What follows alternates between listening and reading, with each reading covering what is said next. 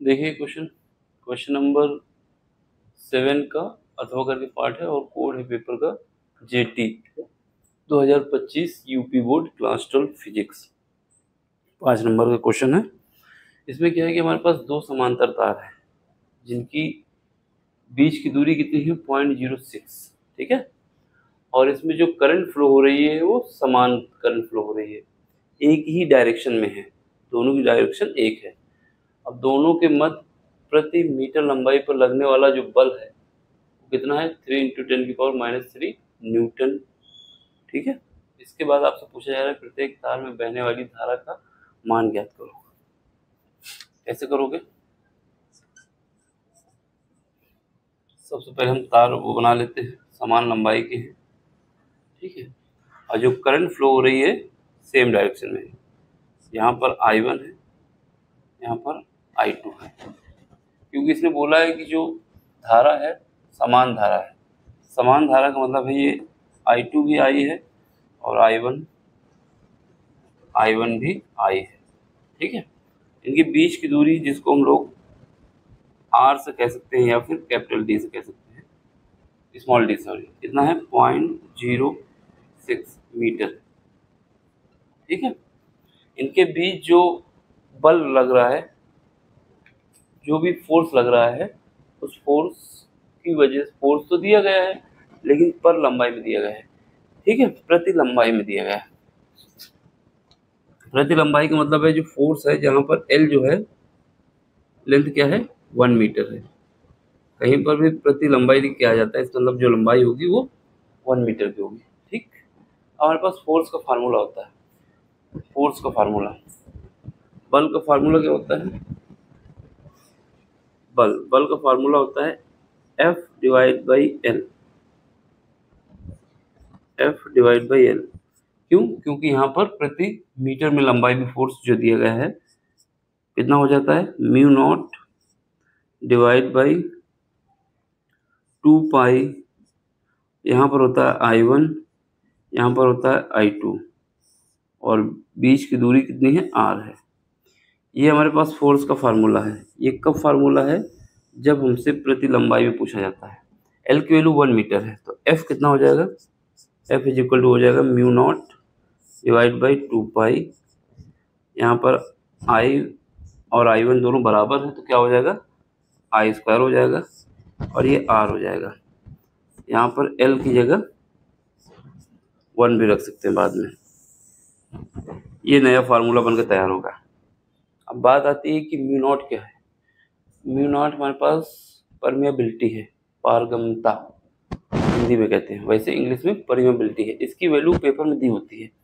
इसकी वैल्यू कितनी होती है? μ0 की वैल्यू हमेशा याद रखना कितना होता है 4π × 10⁻⁷, ठीक है। ये वैल्यू इसकी होती है। R की वैल्यू दी गई है, L की वैल्यू कितनी है 1 मीटर, क्योंकि प्रति मीटर लंबाई बोला गया है, ठीक है। और इनके पास जब भी कभी भी सेम डायरेक्शन में करंट होती है तो जो फोर्स लगता है आकर्षी बल लगता है। कैसा लगता है? आकर्षण बल। तो आकर्षी बल क्या लिखोगे? आकर्षी बल। इसको आकर्षी, अगर दोनों की डायरेक्शन अलग होती तो प्रतिकर्षण होता। ये कैसा अट्रैक्शन वाला फोर्स है, ठीक है। अब इसके बाद देखो सारी वैल्यू पुट करना है, आंसर आ जाएगा। F की जगह कितना दिया हुआ है? दिया है, जो दिया गया है क्या दिया गया है? F फोर्स हमारे पास कितना है 3 × 10⁻³ न्यूटन। याद रखना है ये प्रति मीटर लंबाई की बात कर रहा है, ठीक है। तो यहाँ पर L की वैल्यू कितनी हो जाएगी? 1 हो जाएगी। L कितना है 1 मीटर। R दूरी कितनी है?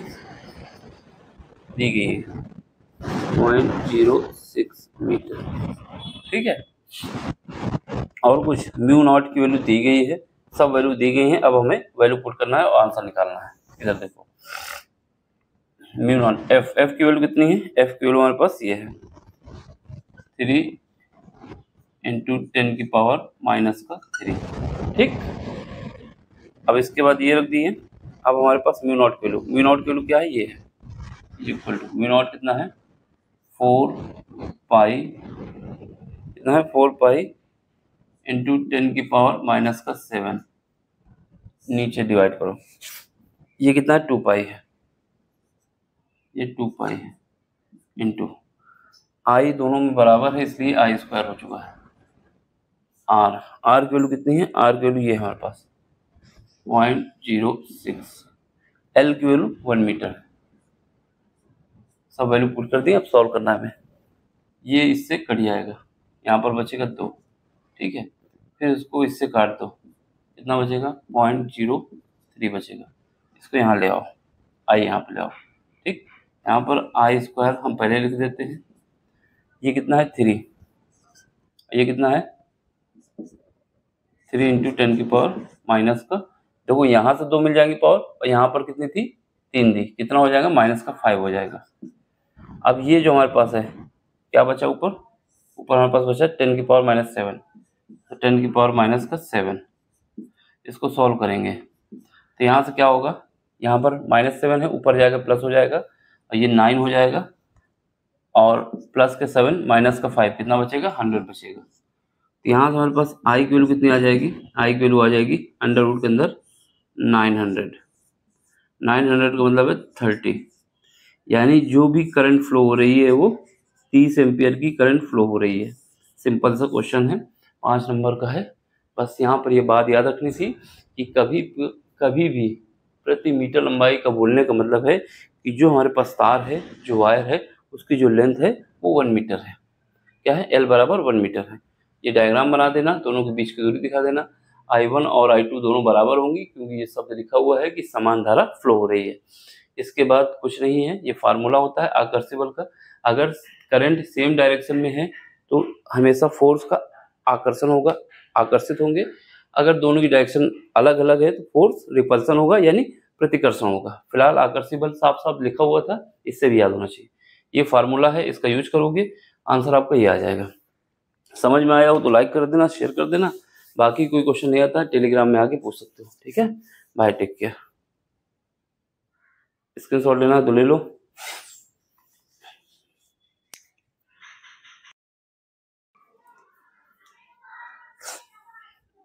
देखिए क्वेश्चन नंबर 8 है और ये पेपर कोड है 346 JT, ठीक है, 2025 का पेपर है, क्लास 12 है, फिजिक्स, ठीक। इसमें क्या है कि हमारे पास यंग के द्विझिल्ली प्रयोग में लैम्ब्डा तरंग दैर्घ्य का एक वर्णीय प्रकाश, एक वर्णीय प्रकाश का मतलब होता है मोनोलिथिक।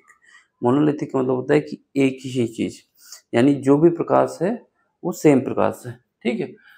एक ही प्रकाश का प्रयोग करने पर पट्टे पर दो बिंदुओं पर जहां दो तरंगों के बीच का पथांतर, इसको कैसे सोल्व करना है ये देखो। सबसे पहले डायग्राम बनाना हो तो बना लेना, नहीं बनाना तब भी चलेगा, इतना कंपलसरी नहीं है, लेकिन डायग्राम से थोड़ा आइडिया हो जाती है, ठीक है। जैसे ये हमारा क्या है, ये कैपिटल डी होता है, ये हमारा एक पर्दा है, यहाँ पर S1 सोर्स है, यहाँ का S2 सोर्स है, यहाँ के बीच की दूरी कितनी है, स्मॉल डी है, ठीक है, ये सिल्ट हैं दोनों, और ये पर्दा है।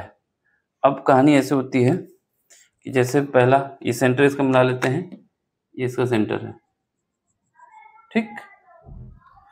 अब यहाँ से हम चलेंगे, जैसे पहले यहाँ से एक रेज निकलती है, ऐसे गई, दूसरी किरण यहाँ से निकलती है, वो ऐसे गई, दोनों जहाँ मिल जाती हैं ये ऐसे मिल गई, ठीक है। तो ये मान लेते हैं जो पथांतर निकल के आया मेरा, इसको हम y1 कहते हैं। कितना है, ये दिया हुआ है क्वेश्चन में कि पहले केस में जो पथांतर आता है इसको y1 माने हैं या डेल्टा x माने हैं, वो कितना है, लैम्डा है, ठीक है। फिर उसके बाद दूसरा केस होता है, सेम किरण है, जब हमारे पास पथांतर कितना हो जाता है, λ/4 हो जाता है। देखो जब हमारे पास पथांतर यानी पाथ डिफरेंस कितना था, लैम्डा था, उस समय जो ये लाइट निकल रही है उसकी तीव्रता कितनी है, इंटेंसिटी k है। अब हमसे पूछा जा रहा है कि जब हमारे पास पथांतर यानी लैम्डा जो है वो λ/3 हो जाता है, उस समय हमारे पास तीव्रता क्या होगी, ठीक है, सेकंड केस में। ये तो पहले केस का है, सेकंड केस के लिए हमारे पास जाहिर सी बात है ये हमारे पास आ गया, ये आ गया, ठीक है। तो यहाँ का ये जो आया है ये क्या है, ये y2 मान लेते हैं। y2 क्या है, ये x1 मान लोगे, डेल्टा x2, ये कितना हो गया है, λ/3। सिंपल सी बात है, ठीक है। ऐसा मोटा मोटा याद रखना है। ये डायग्राम बना लोगे तो ठीक, नहीं बनाओगे तब भी ठीक। ये हम बताने के लिए कि ये कहानी है, ठीक है। अब हमारे पास क्या है, इंटेंसिटी। पहले केस में पथांतर कितना है, जो दिया गया है, यानी यहाँ से जो लाइट निकलेगी उसकी इंटेंसिटी क्या है, I1 है, और यहाँ से जो निकलेगी उसकी भी क्या है, I2 है। क्योंकि इसने बोला है कि I1 और I2 बराबर है। क्यों बराबर है, क्योंकि ये शब्द लिखा हुआ है एक वर्णीय प्रकाश, मोनोक्रोमेटिक। इसलिए हमारे पास क्या है, I1 यानी इंटेंसिटी, तीव्रता पहले की बराबर है तीव्रता दूसरे की। ये दोनों बराबर किसके हैं, ये मान लेते हैं ये हमारे पास I के बराबर है, ठीक। अब हमारे पास इंटेंसिटी का फार्मूला क्या होता है, I डैश से लिख देते हैं। ये क्या होता है, I1 plus I2 plus 2 root के अंदर क्या होता है, I1 I2, और यहाँ पर होता है cos फाई। ये हमारे पास फार्मूला होता है, इसका यूज करना है, ठीक, इसका यूज करना है। यहाँ कहानी आती है कि हमारे पास फाई क्या है, फाई और पथांतर में रिलेशन होती है, जो याद होना चाहिए। क्या रिलेशन होती है, पथांतर यानी फाई को फेज डिफरेंस कहा जाता है, ठीक है, फेज डिफरेंस। और हमारे पास जो डेल्टा होता है वो, तो यहाँ पर हमारे पास क्या होता है, फेज डिफरेंस, यानी फाई इज इक्वल टू क्या होता है, फाई इज इक्वल टू होता है 2π/λ और डेल्टा एक्स।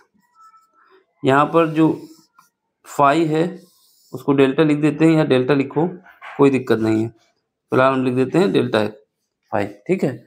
यहाँ पर भी लिख दो फार्मूले में, जिससे कन्फ्यूजन ना हो। डेल्टा फाई, फाई क्या है, मैं बार बार बोल रहा हूँ, फेज डिफरेंस है, ठीक है, जिसको हिंदी में कहा जाता है कलांतर, और इसको क्या कहा जाता है, पथांतर, ठीक, जैसा दिया गया है। तो यहाँ पर हमारे पास पहले केस में, फर्स्ट केस पहला, फर्स्ट केस में क्या है, जब हमारे पास डेल्टा x1 कितना दिया हुआ है, डेल्टा x1 हमारे पास दिया हुआ है पहले केस में लैम्डा, ठीक। उस समय जो इंटेंसिटी आई है वो कितनी है, I डैश जो है वो k के बराबर है। तो उस समय हमारे पास I डैश कितना है, I डैश जो है वो k के बराबर है, ठीक। अब हमारे पास क्या काम है, डेल्टा फाई 1 निकाल लेते हैं। डेल्टा फाई 1 ये निकालने के लिए क्या करोगे, 2π/λ, ठीक। यहाँ पर हमारे पास डेल्टा x की कितना दिया हुआ है, लैम्डा दिया हुआ है, तो लैम्डा लिख देंगे, इससे काट देंगे तो डेल्टा फाई की वैल्यू आ जाएगी 2π, क्या आ गई, 2π आ गई। अब हमें क्या करना है, इस वाली क्वेश्चन में रखना है, क्योंकि यहाँ पर I1 और I2 बराबर है। ये बात कैसे पता चली है, एक वर्णीय प्रकाश दिया हुआ है इस वजह से, ठीक है। तब यहाँ पे आ जाओ, या फिर यहाँ से देख लो। अब यहाँ पे क्या करना है, यहाँ पे हमें वैल्यू पुट करना है। तो यहाँ से हमारे पास, यहाँ पे दिखा दे, देखो यहाँ पर क्या है, I डैश, और I डैश की जगह हम क्या लिख सकते हैं, k। ये I1 और I2 बराबर है, क्यों बराबर है, बार बार शब्द ये लिखा हुआ है, तो यहाँ पर क्या लिख सकते हो, 2I, एक I ये होगा, एक I ये हो जाएगा, प्लस 2 अंडर रूट के अंदर कितना लिखोगे, I² लिखोगे, ठीक है। और cos फाई 1, cos फाई की वैल्यू कितनी है, 2π, cos 2π की वैल्यू होती है 1, cos 0 1 होता है, cos 2π 1 होता है। तो यहाँ से हमारे पास k इज इक्वल टू क्या आ जाएगा, ये कितना हो जाएगा, यहाँ से हमारे पास 2i, और ये हमारे पास एक i बाहर आ जाएगा, ये 2i हो जाएगा, और cos फाई की वैल्यू हो जाएगी 1, ब्रैकेट में लिख देना, because cos 2π is equal to 1। ऐसा इसलिए होता है कि ये सेकेंड फोर्थ क्वाड्रेंट में पहुंच जाता है। तो यहाँ से हमारे पास एक रिलेशन मिल गई, क्या रिलेशन मिली, कि i की वैल्यू जो आ जाएगी वो k/4 आ जाएगी, क्या आ गई, k/4। ये इक्वेशन नंबर 1 आ गई। अब दूसरा केस क्या है, इसने बोला है जब पथांतर हमारा कितना हो जाता है, λ/3 हो जाता है, λ/3 हो जाता है, उस केस के लिए सॉल्व करना है। तो केस सेकंड में देखो क्या है, delta phi 2 is equal to क्या हो जाएगा, 2π/λ, और यहाँ डेल्टा x2 लिखना है, x2 वैल्यू ये दी गई है। और इस समय हमारे पास इंटेंसिटी क्या है, ये हमको पता नहीं है, ये हमें फाइंड करना है। इसको डबल डैश से मान लेते हैं, ये हमारे पास क्वेश्चन मार्क है, जैसे पहले के थी, इस बार नहीं पता हमको। इसके बाद क्या है, यहाँ पर delta phi two is equal to 2 pi by lambda, इसकी वैल्यू कितनी है, लेमडा बाई 3 है, लेमडा बाई 3 है। इसको सॉल्व करेंगे तो यहाँ से आ जाएगा 2 पाई बाई 3। 2 पाई बाई 3 का मतलब है ये 120 के करीब जाएगा, 120 जाएगा। ठीक, अब इसके लिए क्या करना है, क्योंकि इसने बोला है कि जो प्रकाश है सेम है, केवल पथांतर चेंज हो रहा है, इस वजह से यहाँ की जो इंटेंसिटी है वो आई और I1 I2 रहेगी। ये भी हमारे पास क्या रहेगी, I1, ये भी रहेगी I2। क्योंकि एक वर्णी प्रकाश है, इस वजह से इस केस में भी ये बराबर हो जाएंगी। जब ये बराबर हो जाएंगी तो यहाँ पर भी क्या होगा, I1, इसको I1 डैश कर दें, इसको I2 डैश कर दें, जिससे I1 डैश बराबर होगा I2 डैश के। ठीक है, तो यहाँ से हमारे पास क्या आ जाएगा, I, ये I के बराबर मान लिया। अब इसको उठा के रखना है यहाँ पर वैल्यू, फिर वही फार्मूला ये वाला यूज करोगे, I double dash is equal to I1 dash, I1 dash यानी ये I के बराबर हो जाएगा I प्लस, फिर हमारे पास ये I हो जाएगा, इस फार्मूले का फिर से यूज कर रहे हैं, प्लस 2√I² हो जाएगा। यहाँ पर क्या आ जाएगा, cos delta phi two, delta phi two की वैल्यू ये है 2 पाई बाई 3 आ जाएगा। ठीक, तो यहाँ से हमारे पास कितना आ जाएगा, यहाँ पर हमारे पास आ जाएगा 2I, कितना आ गया 2I, कैसे आया, एक दो इससे आया, एक इससे निकल के आ जाएगा 2I। अब कॉस 120 की वैल्यू होती है -1/2, क्या होती है, -1/2, इसको लिख देना, बिकॉज कॉस 2 पाई बाई 3 बराबर -1/2 होता है, इसका यूज किया गया है यहाँ पर। ये कितना आ जाएगा, ये 2 से 2 कट जाएगा, यहाँ पर बचेगा हमारे पास I डबल डैश जो हो जाएगा, कितना आ जाएगा 2I माइनस I बराबर आ जाएगा I के। और हमने I की वैल्यू अभी निकाली, ऊपर कहाँ निकाली है, ये निकाली है, I की वैल्यू क्या है, K/4 है। तो यहाँ पर I double dash is equal to कितना आ जाएगा, K/4,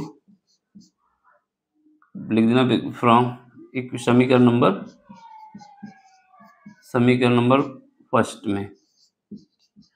में क्या है कि I इज इक्वल टू हमारे पास K/4 है।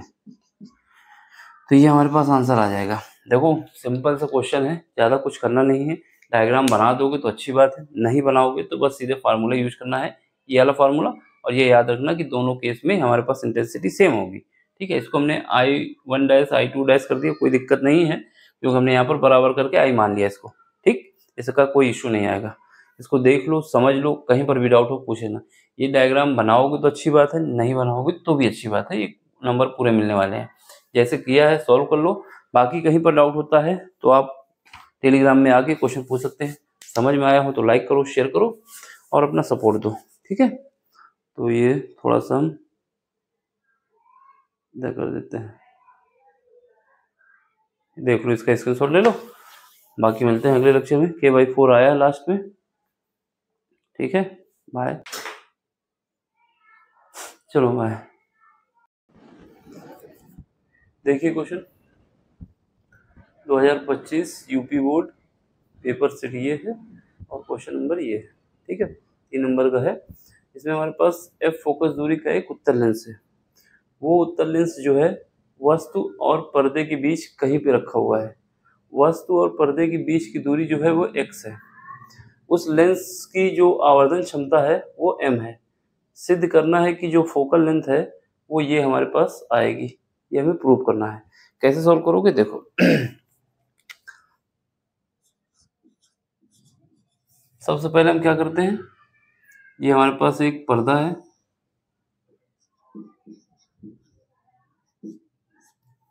यहाँ पर एक वस्तु है, ये क्या है, ये ऑब्जेक्ट है, इसको ओ से लिख रहे हैं, ये क्या है, वस्तु है। ठीक है, इन दोनों के बीच की दूरी दी गई है पेपर में, इन दोनों के बीच की दूरी कितनी है, x है। अब इनके बीच में एक लेंस रखा जाता है, क्या रखा जाता है, लेंस। और कैसा लेंस, लेंस रखा जाता है अवतल लेंस। कैसा है, सॉरी उत्तल लेंस लिखा हुआ है ना, उत्तल लेंस। ये कैसा लेंस है, उत्तल लेंस है। बीच में नहीं है, इन दोनों के बीच कहीं पे रखा जाता है, बीच में नहीं, मतलब हो सकता है यहाँ से u दूरी हो, यहाँ से v हो, ठीक है, उस पर्दे में इमेज बनती है इसकी, ये याद रखना है।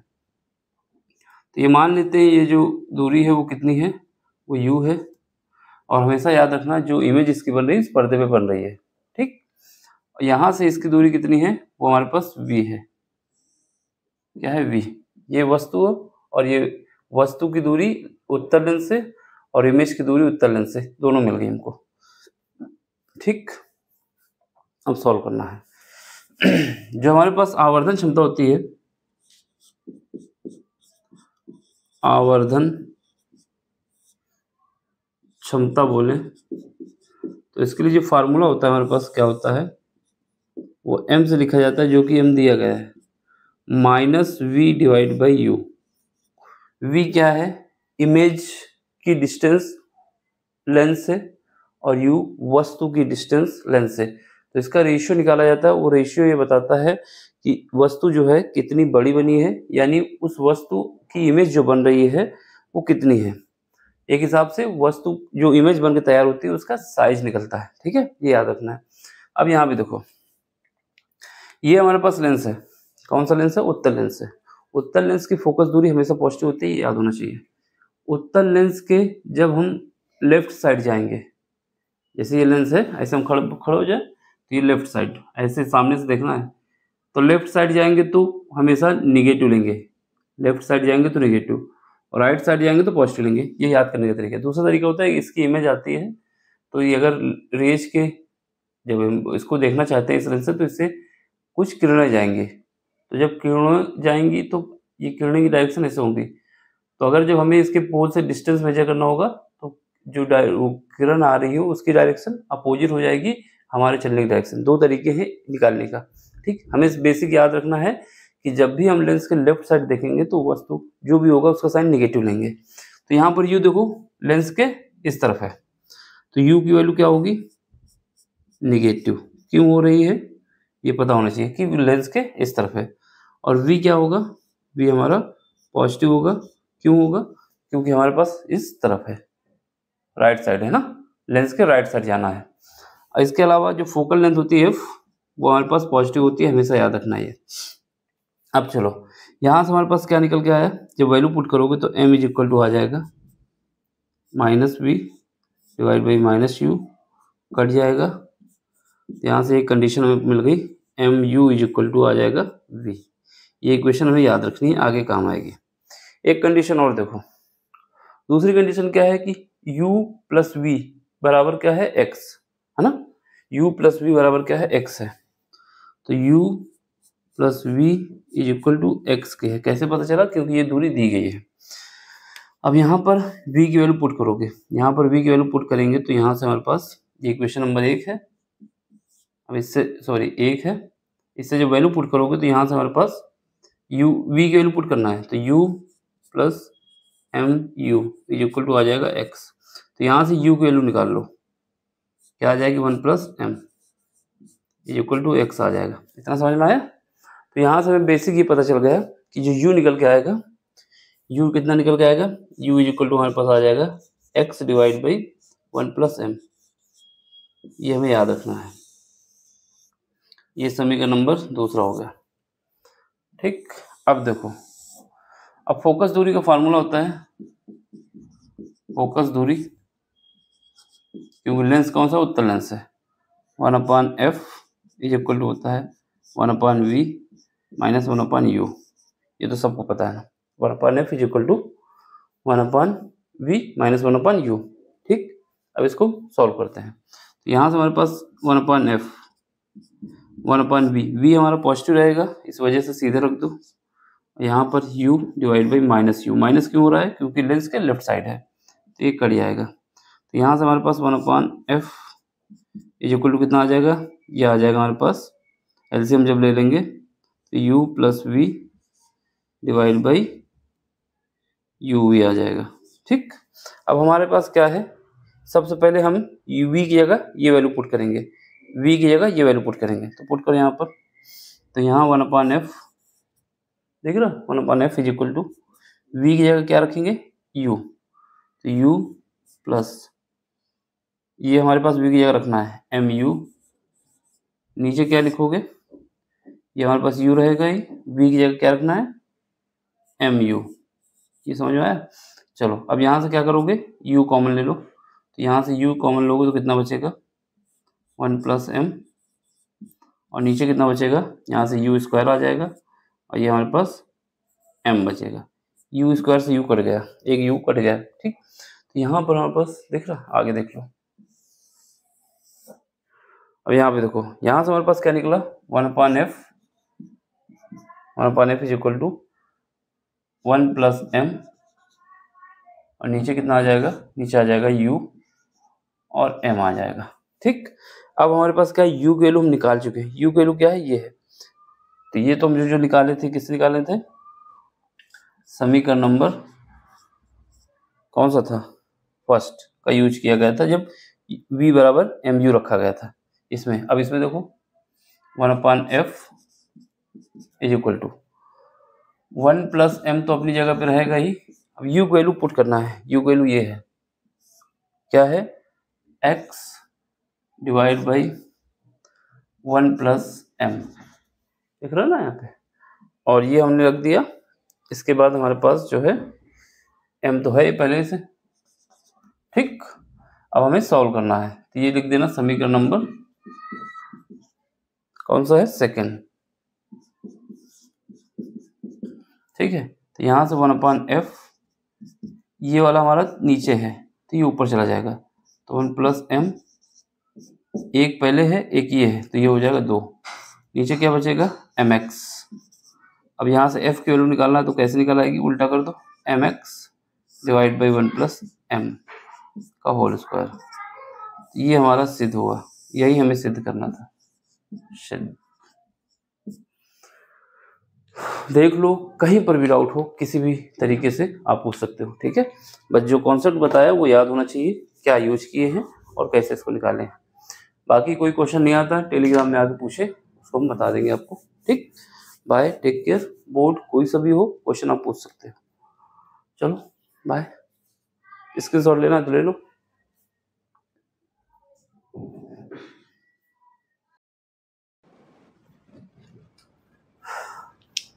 देखिए क्वेश्चन नंबर जो है 5 का डी पार्ट है और पेपर कोड है 346 JT, सेट सेकंड है, ठीक है। 2025 बोर्ड है यूपी। इसमें क्या है कि इसमें बताया जा रहा है कि हमारे पास एक हाइड्रोजन परमाणु है, उसका एक इलेक्ट्रॉन है। इलेक्ट्रॉन जो है नाभिक के चारों ओर घूम रहा है, चक्कर लगा रहा है। जो नाभिक है उस नाभिक की जो रेडियस है, त्रिज्या है 5 × 10⁻11 मीटर है। जिस स्पीड से वो मूव कर रहा है नाभिक की चारों ओर, उसकी स्पीड कितनी है 2.2 × 10⁻6 मीटर पर सेकंड की चाल से चक्कर लगा रहा है। अब इसमें बताया जा रहा है कि आपको ये बताना है इस चक्कर लगाने में उसकी वैद्युत धारा का मान ज्ञात कीजिए, ठीक। कैसे करोगे, देखो सिंपल सा क्वेश्चन है। सबसे पहली बात क्या है, ये हमारे पास नाभिक है, ठीक है। नाभिक के चारों ओर जो मूव कर रहा है, ये हमारा नाभिक है। नाभिक के चारों ओर जो मूव कर रहा है इलेक्ट्रॉन, उसका चार्ज E है।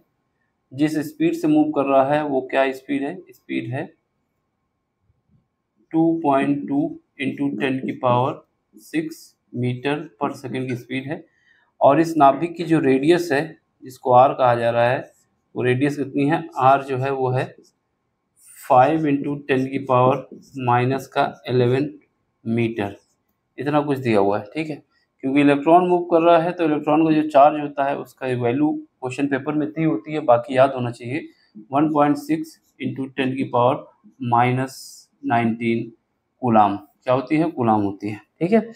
अब सारा काम है कि अगर ये नाभिक के चारों ओर मूव कर रहा है तो हमें करंट पता होना चाहिए। क्या पता होना चाहिए, करंट। करंट पूछी गई है, तो जो करंट होती है, धारा, जिसको हम लोग क्या कहते हैं, वैद्युत धारा। क्या है, वैद्युत धारा। ये हमारे पास I से लिखी जाएगी। और हमेशा याद रखना, जो चार्ज है उस चार्ज को कैपिटल Q से लिख देते हैं। चार्ज को अगर हम क्या करें, उस चार्ज को टाइम से डिवाइड करते हैं। किससे, टाइम से। यानी अगर हमारे पास चार्ज दिया होता है, चार्ज को टाइम से डिवाइड करते हैं तो वो धारा निकलती है, करंट निकलती है। ठीक है, ये याद रखना है। अब यहाँ पर क्या है, टाइम पता होना चाहिए, यानी टाइम पीरियड। चार्ज तो इलेक्ट्रॉन की बात हो रही है तो क्यू की क्या हो जाएगा, क्यू जो हो जाएगा वो इलेक्ट्रॉन का चार्ज बराबर हो जाएगा, और इसकी वैल्यू क्या है 1.6 इंटू 10⁻⁻⁻⁻⁰ जो ऊपर लिखी हुई है कूलाम, ये पेपर में लिखी रहती है। ठीक है, अब टी निकालना है। टी क्या है, टाइम पीरियड है। कोई भी पार्टिकल हो अगर सर्किल में मूव करता है, कोई भी पार्टिकल हो अगर सर्किल में मूव करता है, ये सर्कुलर पाथ है ना, तो उसके लिए क्या होता है, टाइम पीरियड जो होता है, इसकी जो पेरीमीटर है, परिधि जो है, उस परिधि को हम क्या करना है, स्पीड से डिवाइड कर देना है। टाइम पीरियड क्या होगा, क्योंकि टाइम क्या होता है, डिस्टेंस डिवाइड बाई वेलोसिटी। तो यहाँ पर हमारे पास परिधि जिसको डिवाइड करना होगा किससे, स्पीड से, यानी चाल। तो ये हमारा टाइम पीरियड आ जाएगा। अब परिधि किसकी, सर्किल की। ठीक है, ये कितना होता है 2πr, और हमारे पास चाल क्या है, चाल दी गई है जिस स्पीड से मूव कर रहा है, इसको हम लोग v से लिख रहे हैं। ठीक, अब यहाँ पे देखो सबसे पहले t इज इक्वल टू 2, पाई की वैल्यू कितनी होती है 22/7, r कितना है, r हमारे पास दिया गया है, कहाँ गया, ये रेडियस है, 5 इंटू 10⁻⁻11। ठीक है, अब स्पीड क्या है, स्पीड हमारे पास दी गई है 2.2 इंटू 10⁻6 है। ठीक, इतना हो गया। अब देखो यहाँ से क्या होगा, ये कट जाएगा, और यहाँ से एक पॉइंट जो लगा हुआ है, उस पॉइंट की वजह से यहाँ पर एक 10⁻⁻1 आ जाएगा। ये पॉइंट जब हटाओगे, ठीक है, इसको हम जब हटाएंगे, ये कितना है 2.2 है, इसको काटेंगे, नीचे हमारे पास 10 आएगा, उसको हम पावर जो ये पॉइंट जब हटाएं तो ये ऊपर पहुँचा दिए 10 को। अब इसको सॉल्व करना है, ये कितना हो जाएगा, ये हमारे पास 10 हो जाएगा, और एक 10 यहाँ पर है, 5 और 2 10 हो जाएगा, एक 10 यहाँ पर है, ये कितना है 10⁻⁻11 है। ये कितना है, ये पावर ऊपर चली जाएगी, तो ये कितनी हो जाएगी 10⁻⁻6 हो जाएगी। अब यहाँ से क्या होगा, 2 हट जाएंगी, पावर कितना बचेगा 10⁻⁻15 सेकेंड। तो ये हमारे पास टाइम आ गया। टाइम पीरियड कितना निकला, टाइम पीरियड निकला है हमारे पास 10⁻⁻15 सेकेंड, सॉरी 7 भी था, ये 7 को रखना होगा, यहाँ पर ये 7 बचा है ना अभी, तो यहाँ पर हमारे पास क्या आ जाएगा, ये नीचे आ जाएगा 22/7, कितना आ जाएगा 22/7, इतना आ गया। तो ये हमारे पास क्या निकला है, टाइम निकला है। अब हमारे पास क्या करना है, इस पर पुट करना है, I इज इक्वल टू, दिख रहा है यहाँ पर, यहाँ नहीं दिख रहा तो यहाँ देख लो। ठीक, यहाँ देखो I is equal to charge, electron के चार्ज की बात हो रही, क्यू की वैल्यू पुट करो, कितना आएगा, क्यू की वैल्यू आ जाएगी हमारे पास 1.6 इंटू 10⁻⁻19 जो कि इलेक्ट्रॉन का चार्ज है। ठीक, दिख रहा हो वहाँ पे, और थोड़ा नीचे कर दें, लाइट है।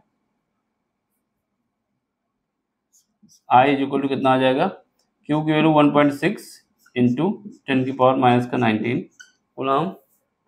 अब इसके बाद टाइम पीरियड, ये हमने निकाला है, कितना है, डिवाइड करोगे 10⁻⁻15 है, और डिवाइड बाई 7 है, ये 7 ऊपर चला जाएगा, मल्टीप्लाई हो जाएगा, 7 का मल्टीप्लाई हो जाएगा 16 से, तो 112, एक के बाद पॉइंट है तो पॉइंट लगा दोगे।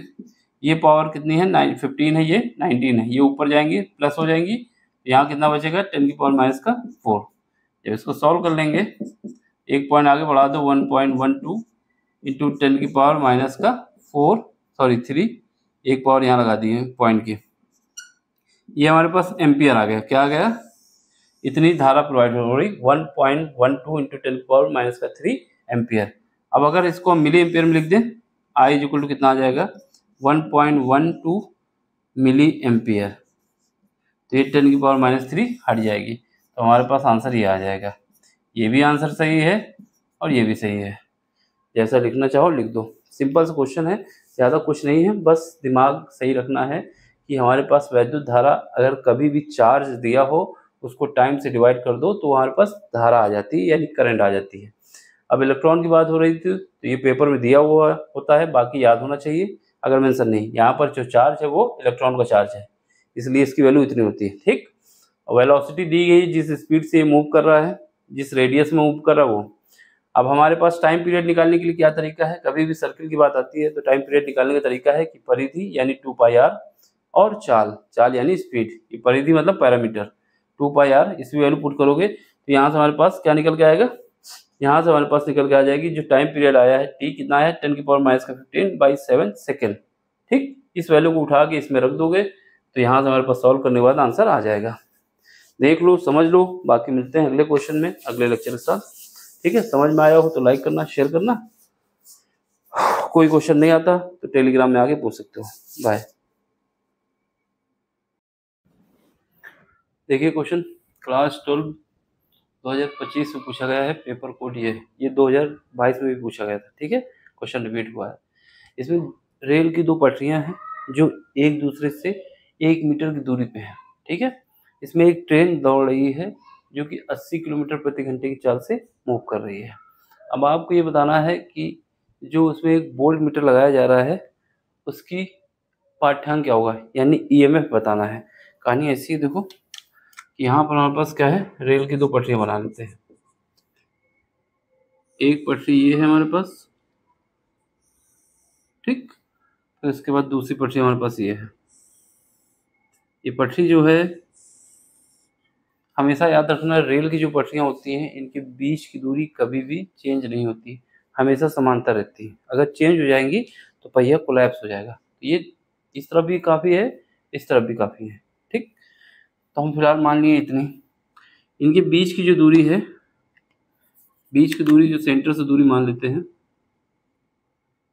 वो 1 मीटर की है। कितनी है, 1 मीटर। ये पेपर में दिया हुआ है। ये दूरी जो L है वो कितनी है, 1 मीटर है। ठीक, अब इसमें जो एक ट्रेन मूव कर रही है, ट्रेन मूव करा देते हैं, ये मान लेते हैं ट्रेन है।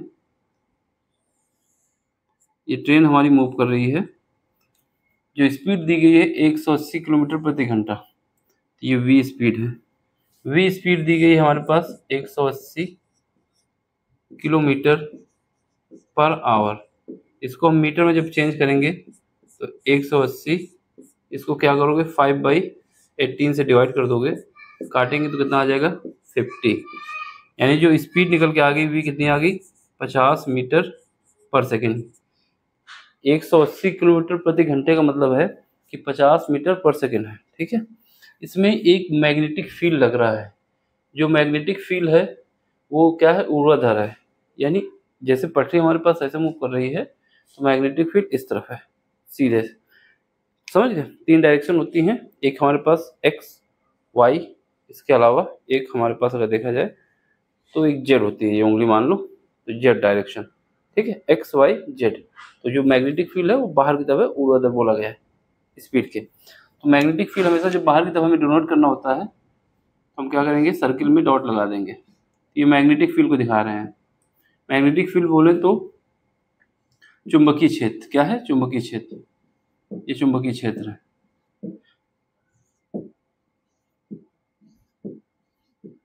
ये चुंबकीय क्षेत्र। यहाँ ऊर्ध्वाधर देने का मतलब ये था कि मैग्नेटिक फील्ड और जो हमारे पास ट्रेन है, जो कि चाल कहें या फिर लेंथ कहें, ये तीनों एक दूसरे के परपेंडिकुलर होती हैं। तो ये ऊर्ध्वाधर दे दिया तो सीधे पता चल गया कि ये परपेंडिकुलर है। ठीक है, मैग्नेटिक फील्ड हमारा ऐसे, सॉरी, मैग्नेटिक फील्ड हमारा बाहर की तरफ है, जिसकी क्षमता दी गई है मैग्नेटिक फील्ड की, कितना है, जो कि 20 लिखा जाएगा। मैग्नेटिक फील्ड बोले तो चुंबकीय क्षेत्र कितना है, 0.2 इंटू 10⁻⁻⁴, ये हमारे पास वेबर पर मीटर स्क्वायर ये दिया गया है।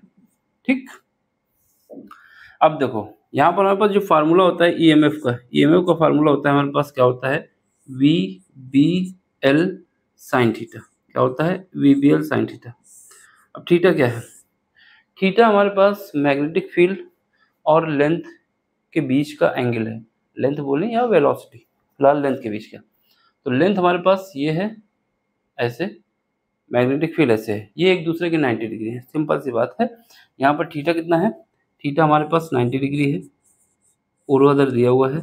वेलोसिटी हमने निकाली अभी, कितनी निकली है, ये निकली है 50 मीटर पर सेकेंड। तो वेलोसिटी यानी v कितना है, 50 मीटर पर सेकेंड। मैग्नेटिक फील्ड की वैल्यू दी गई है, ये है, l की वैल्यू 1 मीटर है। b कितना है, b हमारे पास 0.2 इंटू 10⁻⁻⁴ है, और हमारे पास जो l है वो 1 मीटर है। सारी वैल्यू पुट करो, EMF निकाल लो। v कितना है, v हमारे पास है 50, b कितना है, b ये है हमारे पास 0.2 इंटू 10⁻⁻⁴, l कितना है, 1 मीटर है।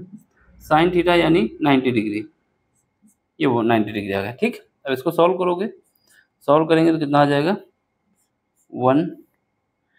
100 होगा, तो एक जीरो आ जाएगा यहाँ पर आ जाएगा हमारे पास 10⁻⁴। इसको जब सॉल्व करेंगे तो ये आ जाएगा 1 इंटू 10⁻⁻³ वोल्ट आ जाएगा। EMF की वैल्यू क्या होती है, वोल्ट में होती है। ठीक, अब सुनो, इसी को हम लिख सकते हैं E equal to milli volt में करना है तो 1 10⁻³ से मल्टीप्लाई करोगे यानी 1 मिली वोल्ट, मिली वोल्ट क्या आ गया, मिली वोल्ट आ गया, ये 1 मिली वोल्ट आ गया। ठीक, ये वोल्ट है, 1 मिली वोल्ट आ गया। अब देखो यहाँ पर एक जो पाठ्यांक लगा हुआ है, जिसको हमने बोला गया क्वेश्चन में एक पाठ्यांक लगाया जा रहा है, वो पाठ्यांक को हम यहाँ लगा देते हैं। ये रीडिंग करेगा, क्या करेगा, रीडिंग, इसको जी से कहते हैं या फिर ऐसे लगा देते हैं। तो ये रीडिंग कितनी करेगा, यही पूछा गया था, तो ये रीडिंग करेगा 1 मिली वोल्ट का। पाठ्यांक जो रीडिंग करेगा, लिखा हुआ है ना पाठ्यांक क्या, वोल्ट मीटर का पाठ्यांक क्या है, तो लिख दो वोल्ट मीटर का पाठ्यांक, वोल्ट मीटर का पाठ्यांक, इसको ई कहेंगे, कितना है, 1 मिली वोल्ट है, मिली वोल्ट है, 1 मिली वोल्ट है। ठीक है, इसको ऐसे भी लिख सकते हैं। सुनो, इसने बोला है कि जो हमारे पास इन्हें 1 मिली वोल्ट के साथ कनेक्ट किया जाता है। हमेशा याद रखना, अगर ये 1 मिली वोल्ट से ज़्यादा आ जाता, क्योंकि इसने बोला है कि जो रीडिंग करता है वो 1 मिली वोल्ट के साथ, यानी इनके बीच का 1 मिली वोल्ट से कम आता तो ये हमारा मीटर चलता, अगर इससे ज़्यादा आएगा तो मीटर नहीं चलेगा। क्यों, क्योंकि ये शब्द लिखा हुआ है कि जो रीडिंग करेगा वो 1 मिली वोल्ट से जोड़ा गया है, यानी इन दोनों को 1 मिली वोल्ट से जोड़ा गया है। अब इसकी रीडिंग अगर हमारे पास EMF की वैल्यू 1 मिली वोल्ट से कम आएगी तब तो ये काम करेगा, अगर ये 2 मिली वोल्ट आ जाती तब ये काम नहीं करता, ये ब्लास्ट हो जाता। ठीक है, फिलहाल ये काम करेगा और हमारे पास आंसर जो आया है वो ये आ गया है, और कुछ नहीं करना है, बस हमारे पास 1 मिली वोल्ट आंसर आ गया। इसने देखा जाए तो एक हिसाब से यहाँ पर पहले ही बता दिया था कि इसका जो आंसर आएगा वो 1 मिली वोल्ट आएगा या फिर इससे कम आएगा। अगर इससे ज़्यादा आएगा तो ये ब्लास्ट हो जाएगा, ब्लास्ट करना नहीं है। हमारे पास आंसर क्या आएगा, पाठ्यांक जो है 1 मिली वोल्ट रीड करेगी। इसको देख लो, समझ लो, बाकी कोई क्वेश्चन नहीं आता टेलीग्राम में आके पूछ सकते हो। मिलते हैं अगले लेक्चर में। Thank you for watching, bye, take care. देखिए question, class 12 board UP, question number 3 का डी अंगा पार्ट है और सेट सेकंड है, जिसका कोड दिया गया है JT 346 JT है। इसमें क्या है कि हमसे सबसे पहले पूछा जा रहा है कि वाटहीन धारा से क्या अभिप्राय है। तो 1 नंबर का ये क्वेश्चन है, बाकी 2 नंबर में ये क्वेश्चन है, 3 नंबर का क्वेश्चन था। ठीक है, तो वाटहीन धारा से मतलब ये होता है कि ऐसा सर्किट जिसमें हमारे पास रेजिस्टेंस ना हो, उसमें जो प्रवाहित होती है धारा वो वाटहीन धारा होती है। दूसरा कॉन्सेप्ट ये है कि ऐसी करंट जिसमें कोई भी एनर्जी का लॉस ना हो, उसको वाटहीन धारा कहते हैं। ये तभी पॉसिबल है तब हमारे पास रेजिस्टेंस ना लगा हो, तो ये तो लिख देना आप। ठीक, इसके अलावा क्या है इसमें, देखो इसमें हमारे पास एक संधारित्र है जिसकी कैपेसिटेंस दी गई है, संधारिता कितनी है, 15 माइक्रोफैरेड। कुछ ऐसी कहानी है कि हमारे पास संधारित्र है, इस संधारित्र की जो C है वो कितना है, 15 माइक्रोफैरेड। माइक्रोफैरेड को फैरेड में बदलोगे तो 15 इंटू 10⁻⁻6 फैरेड है। ठीक है, ये दिया गया है। इसको 220 वोल्ट की बैटरी से कनेक्ट किया जाता है। 220 वोल्ट की बैटरी है, लेकिन कैसी बैटरी है, AC वोल्टेज है। तो ये 220, जिसको हम लोग कहते हैं VRMS कह सकते हो, यहाँ पर सीधे कितना है, 220 वोल्ट है। ठीक है, इसके बाद इसमें जो फ्रिक्वेंसी यूज हो रही है वो 50 AC 50 हर्ट्ज की। हमेशा याद रखना जब भी ये सर्किट बना होता है इसका मतलब AC सोर्स है। कैसे सोर्स है? AC सोर्स है। ठीक है, इतना दिया हुआ है। फाइंड क्या करना है? फाइंड करना है जो हमें फाइंड करना है XC बराबर क्वेश्चन मार्क, जिसको कहा जा रहा है प्रतिघात, क्योंकि इसमें केवल कैपेसिटेंस लगा हुआ है और कुछ नहीं लगा हुआ। इसके अलावा हमारे पास IRMS फाइंड करना है। IRMS 2 नंबर का क्वेश्चन है और कुछ नहीं है। जो जो दिया है उसको हमने लिख दिया है। अब इसको लिखो। यहाँ पर हमारे पास जो XC होता है, XC क्या होता है? 1 डिवाइड बाई ओमेगा C होता है। ओमेगा की वैल्यू होती है 2 पाई F और C की वैल्यू C होती है। ठीक है, इसमें वैल्यू पुट करो। जब वैल्यू पुट करेंगे तो 1 2 पाई की जगह लिख सकते हो 22/7। ठीक है, F मतलब फ्रिक्वेंसी, ये फ्रिक्वेंसी है F, कितना है? 50 दी गई है। C की वैल्यू कितनी है? C की वैल्यू हमारे पास है 15 इंटू 10 की पावर माइनस का 6 है, ये डिवाइड में है। इसको सॉल्व करना है। जब सॉल्व करेंगे तो यहाँ से देखो 7 ऊपर चला जाएगा, तो ये हमारे पास कितना आ जाएगा? 7, और नीचे कितना? 2 का मल्टीप्लाई इससे कर दोगे 100 हो जाएगा। 2 इंटू 50 100 हो जाएगा।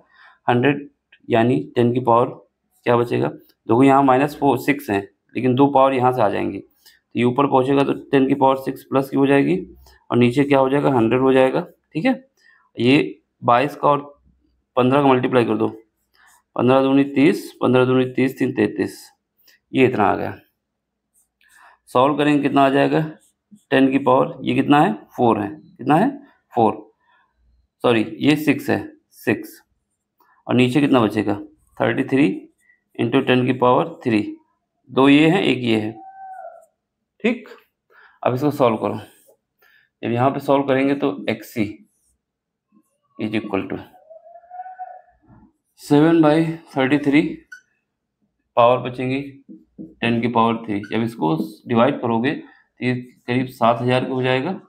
7000 को जब 33 से डिवाइड करोगे तो पहला 2 बार जाएगा, फिर उसके बाद यहाँ बचेगा 66 हो जाएगा, 70 यानी एक बार चला जाएगा, फिर उसके बाद 2 बार जाएगा, फिर उसके बाद 2.1 ओम।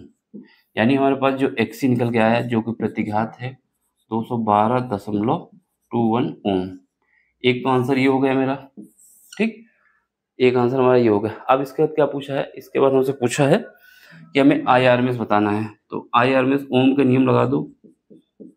ओम के नियम से, तो ओम का नियम क्या कहता है? ओम के नियम के हिसाब से हमारे पास VRMS is equal to XC into IRMS। तो यहाँ से IRMS कितना आ जाएगा? VRMS की वैल्यू ये है 220 volt. 220 volt divide by 212.21, solve करेंगे तो 1.097 एम्पियर। यानी हमारे पास IRMS कितनी आ गई? IRMS आ गई 1.097 एम्पियर। तो ये हमारे पास आंसर आ गया। ठीक है, सिंपल सा क्वेश्चन है, देख लो समझ लो। सबसे पहले क्या है कि ऐसा हमारे पास सर्किट है जिसमें केवल कैपेसिटेंस लगा है, कैपेसिटर लगा है, संधारित्र लगा है, ना तो इसमें प्रेरकत्व रखा है और ना ही रेजिस्टेंस लगा है। इसी के रेफरेंस में वाटहीन धारा के लिए याद रखना, ऐसा सर्किट जिसमें एनर्जी का लॉस 0 हो उसको वाटहीन धारा कहते हैं। ये तभी पॉसिबल है तब रेजिस्टेंस, जब रेजिस्टेंस होगा तो कुछ ना कुछ एनर्जी का लॉस होगा, रेजिस्टेंस नहीं है तो एनर्जी का लॉस नहीं होगा। 2 नंबर का ये है, 1 नंबर की थ्योरी आपको लिखनी है। देख लो समझ लो, बाकी मिलते हैं अगले लेक्चर में। ठीक है, thank you for watching, bye, take care. Screenshot लेना तो ले लो।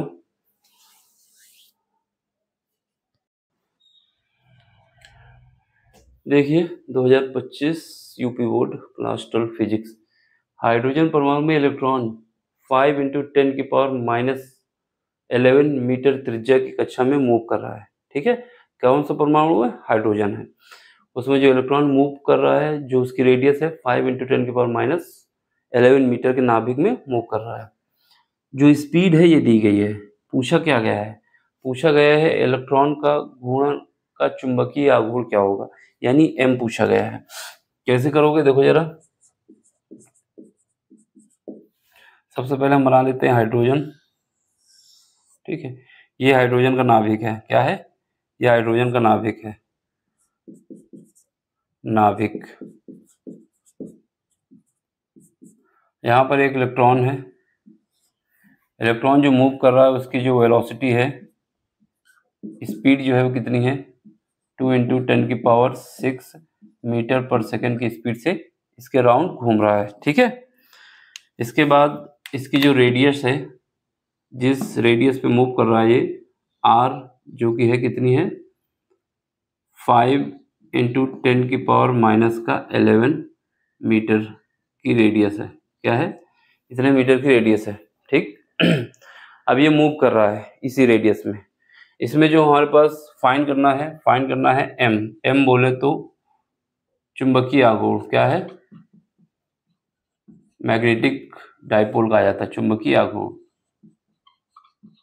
इसको हम लोग m से लिखते हैं। इसके लिए जो फार्मूला होता है m = होता है I × A।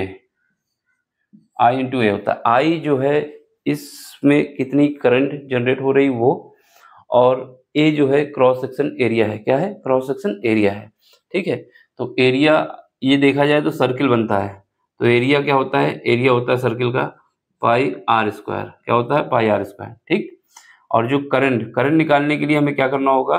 सबसे पहले करंट निकालने के लिए हमें जो यूज करना है, I = क्या लिखोगे? Charge divide by time. तो हमारे पास इसको निकालने के लिए क्या करते हो?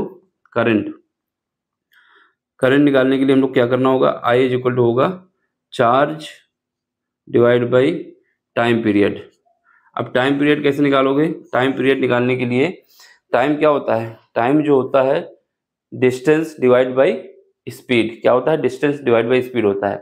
तो ये नाभिक है, नाभिक के चारों ओर जो मूव कर रहा है इलेक्ट्रॉन वो सर्कुलर पाथ है। कैसा है? सर्कुलर पाथ है। तो इसमें मूव करने में जो टाइम निकलेगा t क्या निकलेगा? t = निकलेगा पैरामीटर यानी परिधि 2πr डिवाइड बाई स्पीड दी गई है v, तो ये टाइम पीरियड होगा। क्या होगा? समय अंतराल। तो यहाँ से हमारे पास करंट निकालो, I = कितनी निकलेगी? वैल्यू पुट करो। चार्ज किसकी बात हो रही है? इलेक्ट्रॉन की बात हो रही है। तो इलेक्ट्रॉन का जो चार्ज होता है वो भी लिख लो। इलेक्ट्रॉन का चार्ज जो होता है 1.6 × 10⁻⁻19 कूलाम होता है। इसी चार्ज को Q के बराबर कहेंगे। तो यहाँ पर Q जो है वो इलेक्ट्रॉन के चार्ज के बराबर हो जाएगा। ठीक, अब इसमें वैल्यू पुट करो। जब वैल्यू पुट करेंगे तो धारा जो करंट है Q की वैल्यू क्या है? E है डिवाइड बाई T अभी हमने ये निकाला है 2πr डिवाइड बाई v। इसको सॉल्व करेंगे तो ऊपर पहुंच जाएगा EV डिवाइड बाई 2πr। यहाँ पर ये v स्पीड है, इलेक्ट्रॉन वोल्ट नहीं लिखा हुआ है। ठीक है, अब हमें क्या करना है? अब हमें ये करंट की वैल्यू पता चल चुकी है, एरिया ये पता है, चुंबकीय आघूर्ण में रख देना है। तो यहाँ से इक्वेशन नंबर इसको 1 मान लो, समीकरण नंबर 1। समीकरण 1 में ठीक, समीकरण 1 में क्या करोगे? I = वैल्यू पुट करो, सॉरी ये M = I की वैल्यू हमने क्या निकाली है? ये निकाली है। तो ये EV डिवाइड बाई 2πr, और यहाँ पर जो है हमारे पास एरिया ये है A कितना है? πr²। सॉल्व करोगे तो पावर से r कट गया, पाई से पाई कट गया, तो यहाँ से m जो निकल के आ गया, m = कितना आ गया? हाफ। क्या बचा? v बचा है, r बचा है, हाफ v और r, और ये हमारे पास E, ये हमारे पास वैल्यू बन गई। यानी चुंबकीय आघूर्ण का जो फार्मूला याद रखना था, या तो ये याद रख सकते थे 1/2 वेलोसिटी किस रेडियस में मूव कर रहा है और क्या चार्ज है। एक तो सिंपल सा फार्मूला था कि इसको याद होना चाहिए, तो ये 2 नंबर का क्वेश्चन इस फार्मूले से भी सॉल्व हो जाता।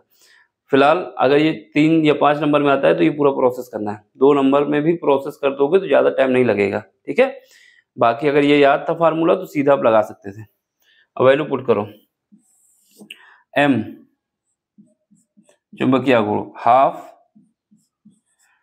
वेलोसिटी दी गई है 2 × 10⁶। ठीक है, वेलोसिटी दी गई। रेडियस कितनी है? 5 × 10⁻11। ठीक है, अब इसके बाद क्या है, इलेक्ट्रॉन का चार्ज। इलेक्ट्रॉन का चार्ज ये है 1.6 इंटू 10 की पावर माइनस का 19। ठीक, अब इसको सॉल्व करो। यहाँ से ये कट जाएगा, यहाँ से m इज इक्वल टू कितना आ जाएगा, इसका और इसका मल्टीप्लाई करो, 16 बचे 80, एक पॉइंट के बाद एक पॉइंट लगा दो। ये कितना है, 6 है, ये 11, कितना बचेगा 5, 5 इसमें ऐड कर दो, कितना बचेगा 24, 10 की पावर माइनस का 24। तो ये इसकी यूनिट क्या आ जाएगी, यूनिट आ जाएगी हमारे पास, एरिया की यूनिट क्या होती है मीटर स्क्वायर, और करंट की क्या होती है एम्पियर, तो एम्पियर मीटर स्क्वायर, तो ये यूनिट आ जाएगी और यही हमारा आंसर है। तो इसको m इज इक्वल टू लिख सकते हो 8 इंटू 10 की पावर माइनस का 24 एम्पियर मीटर स्क्वायर। तो ये फाइनल आंसर है हमारा।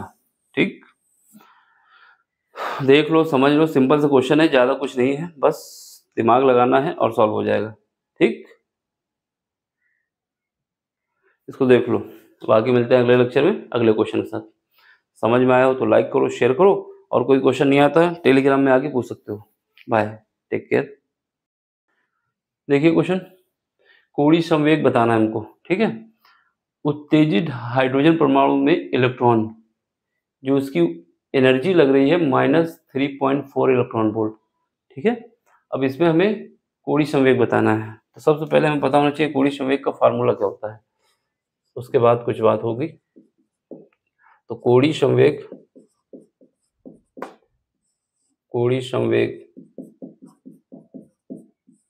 इसको हम लोग L से लिखते हैं।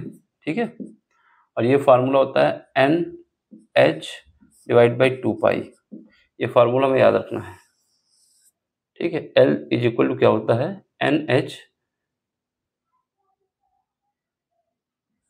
NH डिवाइड बाई 2 पाई।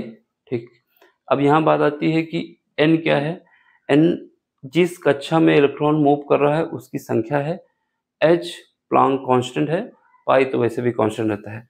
तो H क्या है, H हमारे पास जो वैल्यू होती है 6.6 इंटू 10 की पावर माइनस का 34 जूल सेकेंड, ये पेपर में दी होती है। N की बात करें तो N है जो कोणीय कक्षा है, कोणीय कक्ष या कक्षा, किस में रिवॉल्व कर रहा है, किस में रेवोल्यूशन इलेक्ट्रॉन कर रहा है। जैसे यहाँ पर हमारे पास क्या है, ये नाभिक है, एक कक्षा ये हो गई, दूसरी ये हो गई, तीसरी ये हो गई, ऐसे कई कक्षाएं होती हैं, तो उनमें से कोई एक n है। ये कैसे निकालोगे कि n की वैल्यू क्या है, तो इसके लिए एनर्जी दी गई है, ऊर्जा दी गई है। तो ऊर्जा का जो फार्मूला होता है E इज इक्वल टू क्या होता है, E इज इक्वल टू हमारे पास होता है -13.6 electron volt divide by n square. यहाँ पर जो n है ये बताता है किस कक्षा की बात हो रही है, n क्या बताता है किस कक्षा की बात हो रही है, और ये उस लेवल की एनर्जी निकल आएगी। ठीक है, अगर n बराबर 1 है तो ये पहली कक्षा में कितनी एनर्जी लगेगी ये पता चल जाएगा इलेक्ट्रॉन को उत्तेजित करने में। n बराबर 2 आता है तो दूसरी कक्षा में कितना इलेक्ट्रॉन को उत्तेजित करने में एनर्जी लगेगी, वो निकल आएगी। ये एनर्जी दी गई है, कितना है -13 पॉइंट, जो दिया गया है E कितना है, E इज इक्वल टू दिया गया है माइनस का 3.4 इलेक्ट्रॉन वोल्ट। इसको उठा के रखो यहाँ पर, तो यहाँ से n square is equal to कितना आ जाएगा, माइनस का 13.6 इलेक्ट्रॉन वोल्ट डिवाइड बाई ये माइनस का 3.4 इलेक्ट्रॉन वोल्ट। यहाँ से माइनस कट गया, इलेक्ट्रॉन वोल्ट से इलेक्ट्रॉन वोल्ट कट गया, इसको काटेंगे तो कितना आ जाएगा 4 आ जाएगा, 4 टाइम जाएगा। तो यहाँ से हमें पता चला कि जो n आएगा वो कितना आ जाएगा 2, यानी जो जिस कक्षा में इलेक्ट्रॉन रिवोल्यूशन कर रहा है, मूव कर सर्किल के चारों घूम रहा है, वो संख्या क्या है, दूसरी कक्षा है। ठीक, अब उठा के इसमें रख दो, यहाँ से कोणीय संवेग L इज इक्वल टू कितना आ जाएगा, n की वैल्यू 2 है, H की वैल्यू ये है 6.6 इंटू 10 की पावर माइनस का कितना आ जाएगा, 10 की पावर माइनस का 34। ठीक, अब इसके बाद क्या है, इसके बाद हमारे पास डिवाइड बाई और यहाँ पर 2, पाई की वैल्यू क्या रखोगे 22/7। ठीक है, अब इससे इसको काट दो, इसके बाद क्या है, ये 7 हमारा ऊपर चला जाएगा और इसको इससे काटेंगे कितना बचेगा 0.3। तो यहाँ से हमारे पास 7 ऊपर पहुँचा दो तो L इक्वल टू कितना आ जाएगा 21 मल्टीप्लाई हो जाएगा ना 3 से और पॉइंट लगा देंगे 10 की पावर माइनस का 34। यूनिट क्या होगी? यूनिट जो हमारे पास h की यूनिट है वही यूनिट इसकी होगी। क्यों? क्योंकि पाई कांस्टेंट है, n भी कांस्टेंट है, तो इसकी यूनिट हो जाएगी जूल सेकेंड। तो ये हमारे पास आंसर आ जाएगा। सिंपल सा क्वेश्चन है जो कोणीय संवेग आया हुआ है 2.1 इंटू 10 की पावर माइनस का 34 जूल सेकेंड। ये आंसर रहा। ठीक, देख लो, समझ लो, कहीं पर भी डाउट हो तो पूछो। 2 नंबर का क्वेश्चन है, ये सब ये बना दोगे सर्किल तो ठीक रहेगा, बाकी आपकी मर्जी। यानी इलेक्ट्रॉन यहाँ पे मूव कर रहा है और इसका जो रेडियस तो निकालने को बोला ही नहीं, तो कोई दिक्कत ही नहीं। n बराबर 2 लिख दो यहाँ पर।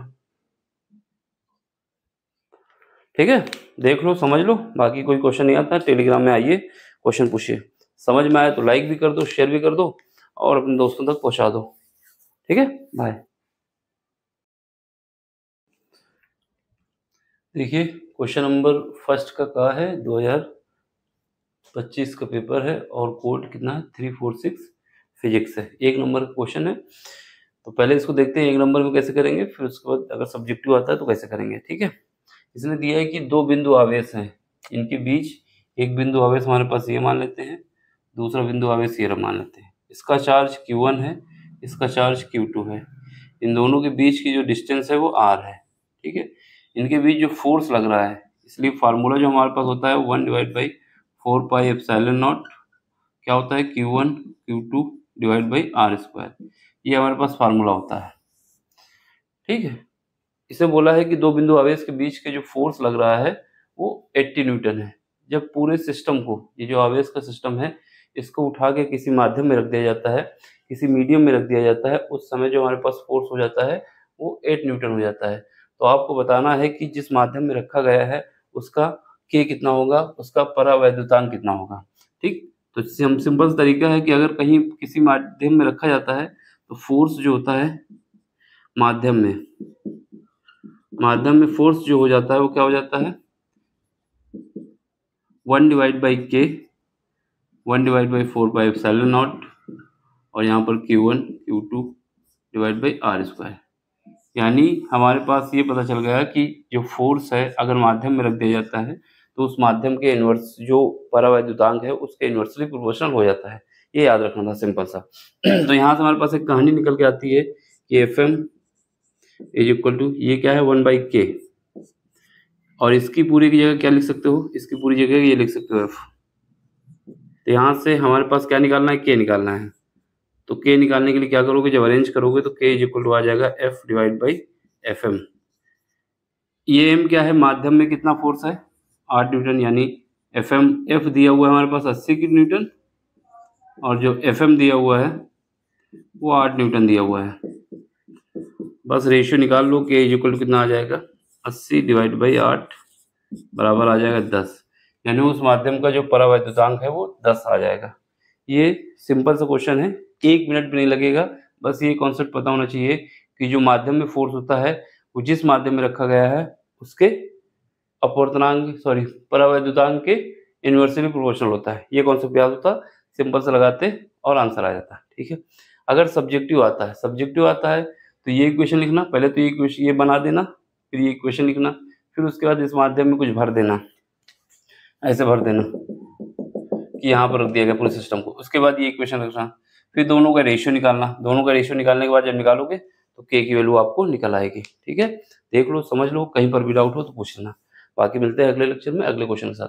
देखो, ऑब्जेक्टिव के लिए बस आपको ये याद रखना था कि जो हमारे पास फोर्स होता है वो परावैद्युतांक के इन्वर्सली प्रोपोर्शनल होता है। कब इन्वर्सली प्रोपोर्शनल होता है, जब चार्ज सेम हो दोनों और दोनों के बीच की दूरी सेम हो।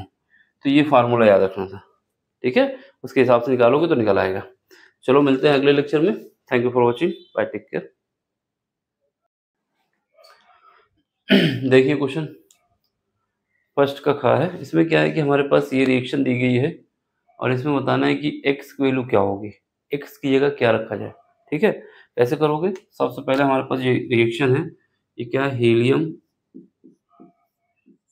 ठीक है। फिर इसके बाद नाइट्रोजन है, ये जाके बनता क्या है, बन जाता है ऑक्सीजन OH 17। अब यहाँ पर हमारे पास X बचा। देखो यहाँ नीचे पावर काउंट की जाती है, कितनी है, 2 और 7, नीचे का जो है बेस 2 और 7 कितना हो गया, 9 हो गया, और यहाँ पर कितना है, 8 है। ये बैलेंस होना चाहिए, यहाँ पर अगर 9 है तो यहाँ पर भी 9 होना चाहिए। इसका मतलब यहाँ पर 1 आएगा, क्या आएगा, 1 आएगा। जो नीचे की रिएक्शन है उनको बैलेंस करना है। यहाँ पर 2 है, यहाँ पर 7 है, दोनों को मिला के 9 हो गया, और यहाँ पर आओगे तो कितना है, 8 है, यानी इसको भी 9 करना होगा, इसलिए यहाँ पर 1 देना होगा। दूसरी बात, यहाँ पर कितना है, 4 है, यहाँ पर कितना 14 है, दोनों का एडिशन करोगे कितना आ जाएगा, 18 आ जाएगा, 18 आएगा, और यहाँ पर कितना 17 है, इसका मतलब यहाँ पर भी एक कम है, तो यहाँ पर भी एक लगा दो। अब ऐसा कौन सा होता है, ऐसा होता है हमारे पास प्रोटॉन, इसको 1 1 1H1, तो यहाँ पर कोई ऑप्शन है, केवल पहला ही ऑप्शन है प्रोटॉन। इलेक्ट्रॉन होता नहीं, न्यूट्रॉन होता नहीं, न्यूट्रॉन होता नहीं, यहाँ पर प्रोटॉन आएगा। ठीक है, ये करने का तरीका है। नीचे वाले का एडिशन करेंगे, जो भी एडिशन आएगा वो इस इधर वाले के एडिशन के बराबर आना चाहिए। यहाँ पर 2 और 7 9 हुआ, यहाँ पर केवल 8 है, यानी एक कम है, तो एक हमने दे दिया। ऊपर 4 और 14 18 हुआ, यहाँ पर 17 है, एक कम है, दे दिया, तो क्या बन गया, प्रोटॉन बन गया। ठीक, चलो तो मिलते हैं अगले लेक्चर में। Thank you for watching. देखिए क्वेश्चन इसमें क्या है कि हमसे पूछा जा रहा है कि हाइड्रोजन परमाणु में जो कक्षाएं होती हैं उनमें जो इलेक्ट्रॉन होते हैं उनके कोणीय संवेग में क्या अंतर आएगा, यानी दो लगातार कक्षाओं में कोणीय संवेग में क्या अंतर होगा। जैसे हमारे पास ये मान लेते हैं हाइड्रोजन परमाणु की बात हो रही है, ये नाभिक है, ठीक है, क्या है, ये नाभिक है, ये पहली कक्षा हो गई, ये दूसरी हो गई, ये तीसरी हो गई, ऐसे कर करके कई कक्षाएं होंगी। ठीक है, इस कक्षा का जो कोणीय संवेग है और इस कक्षा का, यानी दो लगातार कक्षाओं का, इनके बीच का डिफरेंस कितना आएगा। तो कोणीय संवेग क्या होता है, कोणीय संवेग हमारे पास जो होता है वो होता है कोणीय संवेग, हमारे पास L से लिखा जाता है। अगर L इज इक्वल टू क्या होता है, ये हमारे पास होता है H डिवाइड बाई 2 पाई, लेकिन जिस कक्षा की बात करें तो इसमें मान लेते हैं n कक्षा के लिए, तो यहाँ पर n से मल्टीप्लाई हो जाता है। अब यहाँ पर क्या है, दूसरी कक्षा ले लेते हैं n+1, n+1 कक्षा के लिए जो कोणीय संवेग होगा, ये इक्वेशन 1 हो गई। इसके लिए क्या होगा, n+1 H डिवाइड बाई 2 पाई हो जाएगा। ठीक है, तो यहाँ से हम क्या कर सकते हैं, यहाँ से इसको सॉल्व करो, तो यहाँ से हमारे पास सॉल्व करने के बाद आ जाएगा NH, मल्टीप्लाई कर देते हैं अंदर, 2 पाई एक तरफ प्लस ये कितना आ जाएगा, H डिवाइड बाई 2 पाई, ये इक्वेशन नंबर 2 हो गई। ये n+1 कक्षा है, ये हमारे पास n कक्षा है। अब इन दोनों के बीच का डिफरेंस ही हमसे पूछा गया है, यानी हमसे पूछा क्या गया है, n+1 minus n ln is equal to क्या आएगा, इन दोनों का जब डिफरेंस करोगे तो ये कट जाएगा, तो क्या बचेगा, H डिवाइड बाई 2 पाई बचेगा। तो यही हमारा आंसर आ जाएगा जो हमसे पूछा गया था, तो आंसर पहला ही ऑप्शन हो जाएगा। सिंपल सा है, बस ये याद होना चाहिए कि अगर n कक्षा में पूछा जाए कोणीय संवेग कितना होगा, तो NH डिवाइड बाई 2 पाई, इसके एक आगे कक्षा चले जाओगे n+1 कक्षा में तो कितना आ जाएगा, n+1 H डिवाइड बाई 2 पाई, दोनों का डिफरेंस निकाल दो, वही आंसर है। ठीक है, समझ में आया हो तो लाइक करो, शेयर करो, बाकी कोई क्वेश्चन नहीं आता टेलीग्राम पे आके पूछ सकते हो। बाय, टेक केयर, देख लो, बाय।